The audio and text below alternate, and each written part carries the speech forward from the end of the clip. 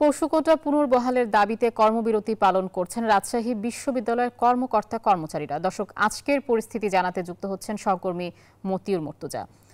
মুর্তজা, এই বিষয়ে বিশ্ববিদ্যালয় কর্তৃপক্ষ কোনো পদক্ষেপ নিয়েছে কিনা এবং কর্মকর্তা কর্মচারীদের আজকের কর্মসূচি কি?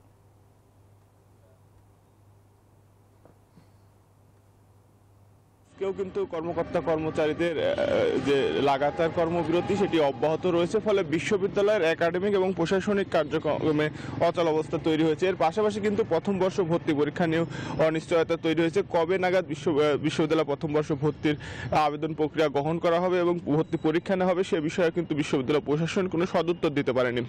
আর এর পাশাপাশি আমরা বিশ্ববিদ্যালয় প্রশাসনের সাথে কথা বলেছি, তারা জানিয়েছেন যে যারা আন্দোলনকারী রয়েছেন তাদের সাথে সমঝোতা আসার একটি চেষ্টা তারা করছেন, যেন তারা স্বাভাবিক পরিস্থিতি বিশ্ববিদ্যালয়ে সৃষ্টি করতে পারেন, সেই লক্ষ্যে তারা কাজ করছেন। আর আমরা কর্মকর্তা কর্মচারীদের সাথে কথা বলেছি, তারা জানিয়েছেন যে বিশ্ববিদ্যালয় প্রশাসনের কাছ থেকে এখনো কোনো ইতিবাচক সাড়া না পাওয়ায় তারা আন্দোলন অব্যাহত রেখেছেন এবং তাদের দাবি আদায় না হওয়া পর্যন্ত তারা তাদের যে আন্দোলন সেই আন্দোলন অব্যাহত রাখবেন।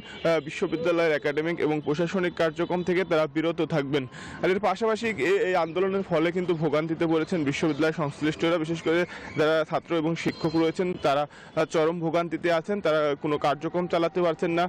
ফলে তারা কিন্তু বলছেন যে যেন দ্রুত একটি সমাধান হয় এবং এই আন্দোলন যেন প্রত্যাহার হয়, সে বিষয়ে প্রশাসন যেন কার্যকর ব্যবস্থা নেয় সে বিষয়ে প্রশাসনের প্রতি আহ্বান জানিয়েছেন। আর বিশ্ববিদ্যালয় প্রশাসন বলছেন যে আন্দোলনকারীদের সাথে আলোচনা চলছে, দ্রুত যেন সমাধান হয় সেই লক্ষ্যে তারা কাজ করে যাচ্ছেন। এই ছিল রাজশাহী বিশ্ববিদ্যালয় থেকে সর্বশেষ কাজে আসা।